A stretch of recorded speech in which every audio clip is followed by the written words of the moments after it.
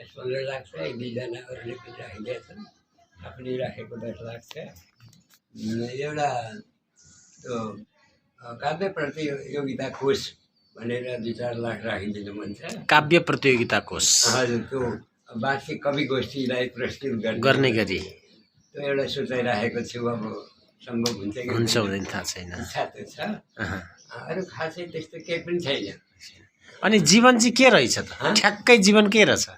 यो जोडी यति बेरसम्म सँगै हुनुहुन्छ। म जीवनलाई विविध पाटोमा हेरेर पनि जीवन सङ्घर्षमयलाई नै प्राथमिकता दिन्छु। यो तपाईँले चाहिँ घर गृहस्थको सर्लक्क छोडेर यो कहिलेदेखि यो चाहिँ एउटा सन्यास जिन्दगी जिउनु हो? यो त सन्यास जीवन वैराग्य 20 वर्ष भयो। 20 वर्ष भयो। म छोराछोरीलाई अनि झन् बुढो भयो, झन् लोभ लाग्छ भन्छन्, सकिँदो रहेछ?